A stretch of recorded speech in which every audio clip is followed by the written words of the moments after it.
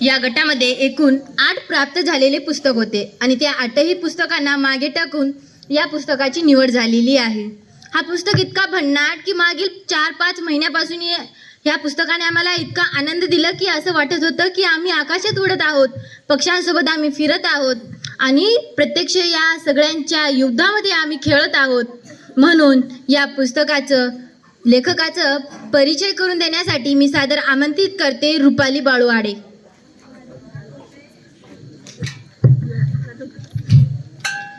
नमस्कार।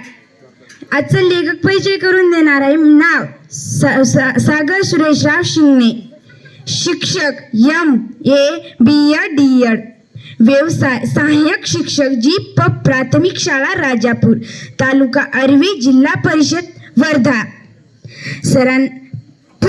प्रकाशित पुस्तके बुद्धांच्या संस्कारक्षम गोष्टी सचित्र, बुद्धांच्या संस्कारक्षम गोष्टी सचित्र भाग 2, बळीवंशांच्या संस्कारक्षम गोष्टी सचित्र।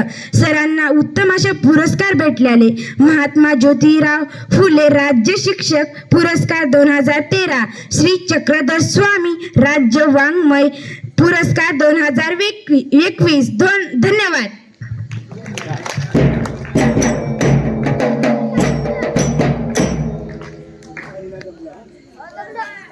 चला, आमच्या रुपालीला जमलं, हळूहळू शिकणारच आहे। म्हणजे रुपालीला हसायची आमची लेकरं, पण आज तेच टाळ्या वाजवते। चला घ्या। मित्रांनो, आम्ही या पुस्तकाची निवड केलं, पण तुम्हाला माहिती आहे का आम्ही या पुस्तकाची निवड का केली? तुम्हाला सगळ्यांनाच प्रश्न पडला असेल, तर चला आता मीच तुम्हाला सांगते की आम्ही या पुस्तकाची निवड का केली। मित्रांनो, आतापर्यंत आपल्याला शिवाजी महाराज, त्यांची वडील, त्यांचा मुलगा असे वेगवेगळे माणसं आपल्याला माहिती होते, पण बळीराजा हा आपल्याला नव्याने या पुस्तकामधून माहीत झाला। आपल्या पूर्वजांची माहिती आपल्याला हा पुस्तक देतो, म्हणून मी या पुस्तकाची निवड केली। या पुस्तकाचं मुखपृष्ठ पाहता क्षणी इतका आनंद होतो की याची कलाकारी किती सुंदर आहे, याची रंगभरण सुद्धा तेवढीच छान आहे। याच्या मलपृष्ठावरचं एक वाक्य मला फारच आवडलं, गोष्टी वाचायला ऐकायला कुणाला बरं आवडत नाही?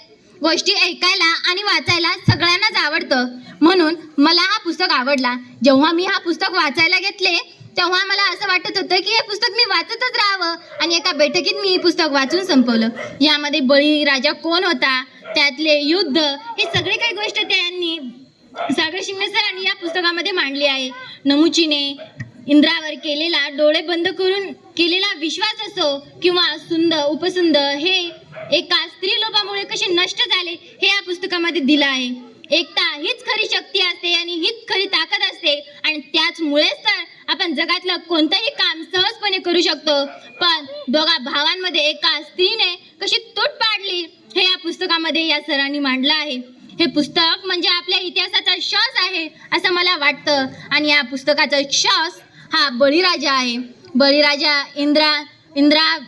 इंद्रासोबत हरूनही तो खंबीरपणे कसा कडक शब्दाने बोलत असतो हे मला या पुस्तकामधून कळालं, आणि या पुस्तकामधले चित्र सुद्धा तेवढेच भन्नाट आहेत। या पुस्तकामधल्या प्रत्येक गोष्टी वाचत असताना असं वाटत होतं की आपण आकाशामध्ये उडत आहोत, बेडकासारखे फुगत आहोत, आणि वामनाच्या 3 पावलांचा अर्थ सुद्धा या सरांनी यामध्ये मांडला आहे।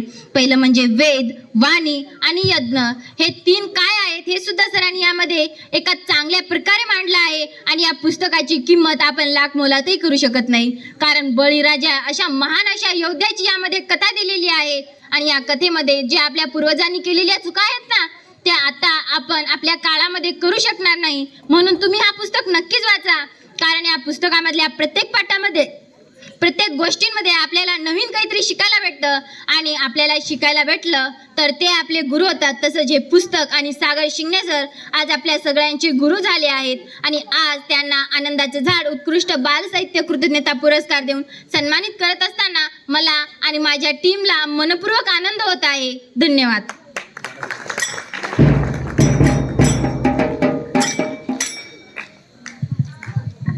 चला तर आता आपण सागर शिंगणे सरांचं